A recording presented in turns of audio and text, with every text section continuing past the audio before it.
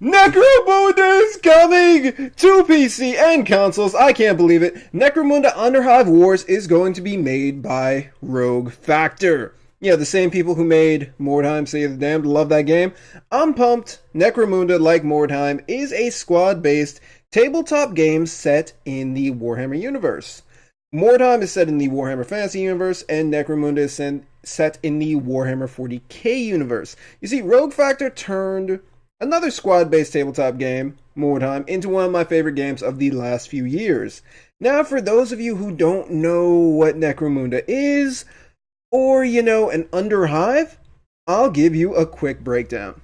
First, we need to talk about what a hive city is. A hive city is a massive, self-contained city, or you could call it an arcology. This city is home to millions of humans loyal to the Imperium of Man. Most cities are found on hive worlds in clusters. They are layered constructions that have been built up over thousands of years, that may reach back into the time of the Dark Age of Technology. You see, the Dark Age of Technology is a time period in the Imperium of Man where they achieved the height of their scientific accomplishment.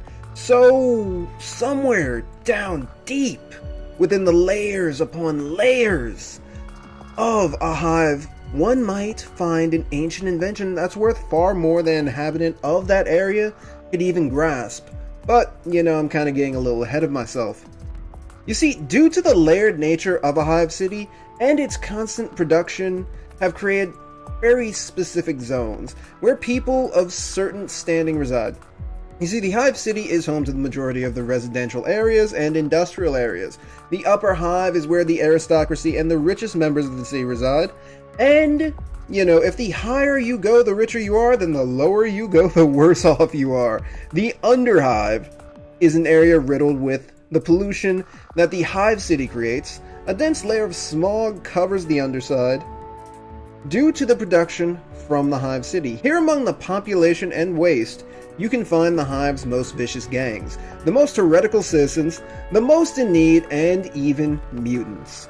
Due to the state the Underhive is in, law enforcement of the Underhive is usually fairly minimal, so the slums are rife with violence and atrocities that often go unpunished unless, you take care of your own business. As I've said before, there are reasons to go into the Underhive. Lost technology is one, the lack of law enforcement is another. Many groups have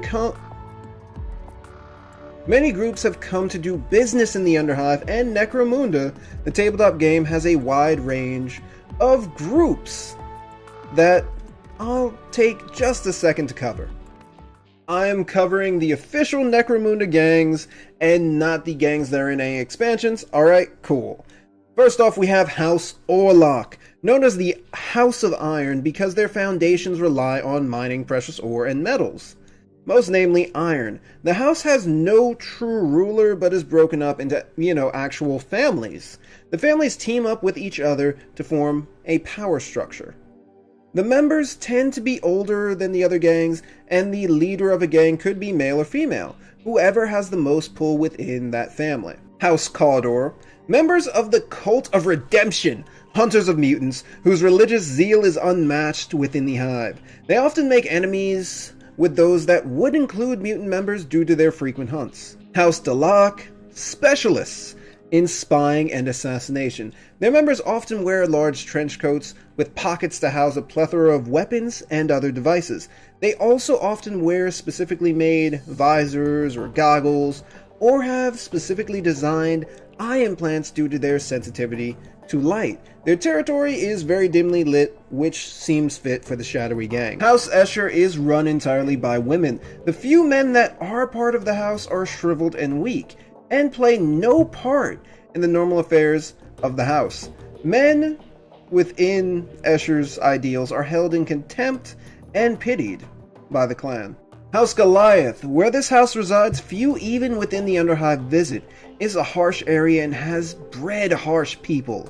Members of House Goliath are tough and persistent, who look at the other houses as soft, and the other houses view Goliath as barbaric. The fighting pits and style of dress that involves chains and spiked metal bracers do little to dissuade them.